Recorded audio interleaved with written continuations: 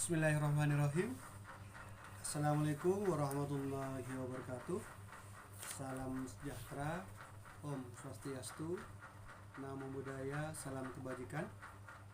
Selamat siang kepada semua rekan guru hebat dari Sabang sampai Merauke. Saya perkenalkan, nama saya Agus Sugianto.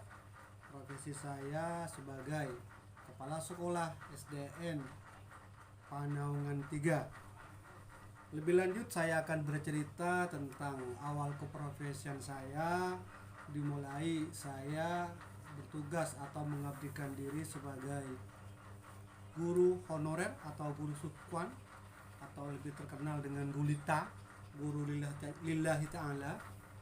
Itu selama 9 tahun saya mengajar di MTS Istiqmalun Najaf Pasongsongan yang berada di bawah naungan Lembaga Ilmu Ma'arif MBC NU Pasongsongan.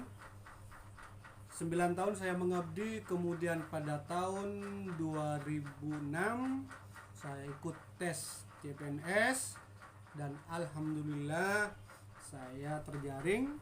Tapi pertama kali saya bertugas di daerah terluar di Kabupaten Sumeneb, tepatnya di Pulau Karamian atau segitiga bermudanya Indonesia, dimana perlu kita ketahui bahwa di pulau itulah Tampomas II pernah tenggelam. Awal saya berangkat ke Karamian diawali terlebih dahulu ke Pelabuhan Kaliangat. Dari Pelabuhan Kaliangat kemudian menyeberang selama kurang lebih 12 jam ke utara, ikut kapal perintis. Di atas kapal inilah saya belajar banyak. Ada banyak hal yang saya pelajari ketika saya belajar. Yang pertama, saya siap mengalah. Yang kedua, saya siap berbagi. Yang ketiga, saya siap pasrah. Mengapa saya siap mengalah? Karena terkadang ketika saya dapat tiket untuk duduk atau tidur di dek tertentu dengan nomor tertentu, ada kalanya di nomor tersebut justru sudah ditempati orang. Jadi untuk membangunkan gak enak, apalagi orang yang sudah tua, lanjut usia, ibu-ibu hamil. Jadi terpaksa saya belajar mengalah di situ. Jadi saya rela tempat tidur saya ditempati orang lain. Itu pelajaran berharga yang saya dapatkan ketika saya bertugas di Pulau Masa Lembu. Siap mengalah. Yang kedua, pembelajaran lainnya adalah siap sabar. Mengapa saya siap sabar? Karena ada kalanya ketika saya tidur, wajah saya ini dilangkai orang. Karena di atas kapal yang namanya orang nyebrang itu semuanya tidur serabutan, tidur pakai alas tikar. Jadi ada kalanya ketika kita mau ke kamar mandi harus melangkai orang. Ada kalanya kepala kita justru dilangkai. Disitulah saya belajar sabar. Saya belajar untuk tidak menahan emosi. Pembelajaran berikutnya adalah saya belajar berbagi. Karena ketika di atas kapal kita ibarat satu batang tubuh, ada teman atau penumpang lain yang kehabisan bekal, kita harus siap berbagi dengan penumpang yang lain. Dan pelajaran yang tidak kalah hebatnya adalah belajar pasrah. Saya serahkan di situ karena kita hanya di atas kapal, ibarat kita di atas pelepah pohon apa yang setiap saat bisa tenggelam dengan sendirinya dibandingkan dengan luasnya lautan pada waktu itu. Jadi saya siap pasrah, menyerahkan seutuhnya. Jika saya memang ajalnya tiba, ya monggo ya Allah. Yang penting saya siap hari ini untuk dicabut sampai kapanpun. Yang penting saya melangkah demi mencerdaskan anak bangsa. Itulah 4 pembelajaran yang saya ambil ketika saya belajar di pulau. Sampai di Masa Lembu kurang lebih jam 12 malam bergantung kepada waktu berangkat kapal. Sampai di Masa Lembu pun udah nahan kantuk, mabuk dan sebagainya. Setelah itu kurang lebih istirahat 1 jam 2 jam, disusul lagi pemberangkatan yang kedua dengan naik perahu yang panjangnya kurang lebih 10 meter. Dengan bermodalkan mesin dan layar, saya melaut lagi ke arah utara sekitar 5 jam dari Kepulauan Masa Lembu. Ombaknya jangan dikatakan lagi, lebih besar lagi karena sudah lautan lepas, di mana Pulau Karamian ini adalah pulau terluar dari Kabupaten Sumeneb dan sangat dekat dengan Kalimantan. Setelah 5 jam diombang-ambingkan oleh ombak, bukan plong lagi perjalanan, tapi masih ada terpaan cobaan berikutnya. Pas saya masuk di pantai Karamian, kebetulan air lagi surut. Perahu saya tidak bisa menyandar, kurang lebih ada 200 meter dari ujung pantai. Akhirnya saya harus melompat ke laut yang kedalamnya kira sampai sebatas dada.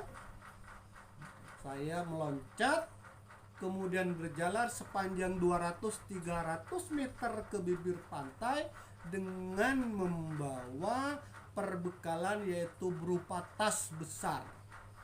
Jadi saya berjalan dengan membawa tas, dipikul di atas kepala, belajar kurang lebih 300 meter. Jadi bisa dibayangkan 12 jam perjalanan dari Sumeneb di Kalianget, sudah mabuk, istirahat sebentar, nyebrang lagi 5 jam. Setelah itu berjalan lagi kurang lebih 300 km ke arah utara dengan membawa tas. Nyampe di bibir pantai, tepar. Saya terpaksa harus langsung tidur di pantai. Itulah suka duka ketika saya mengajar pertama kali di Pulau Karamian. Di Pulau Karamian hanya ada 3 dusun. Ada dusun Barat Daya, ada dusun Alas Jaya, dan dusun Air Hidup. Di situ kebetulan pada waktu saya bertugas tahun 2006 tidak ada tower, tidak ada sambungan telepon, tidak ada PLTD. Begitu sampai di sana saya sudah merasa terisolir seperti di Pulau Nusa Kambangan. Jadi tidak bisa menelpon sanak famili, sudah kerap dengan lampu teplok. Teman saya sehari-hari cuman sebuah senter dan radio yang saya kalungkan di leher saya. Kemana-mana bawa radio, bawa senter. Radio itulah hiburan satu-satunya pada waktu saya berdinas di Pulau Karamian. Kalau malam udah gelap gulita. Di perumahan cuman ada sebuah lampu teplok. Disitulah saya belajar mandiri, pisah dari keluarga dan sebagainya demi mencerdaskan anak bangsa. Dan alhamdulillah sambutan masyarakat di sana terhadap seorang guru sangat luar biasa. Masyarakat di sana, cara menyambutnya, etikanya, alatnya, sehari-hari dalam bahasa pergaulannya sangat benar-benar dihormati profesi seorang guru. Di sana saya cuman 1 tahun, kemudian tahun berikutnya saya pindah ke Masa Lembu, yaitu tepatnya di SDN Masa 52.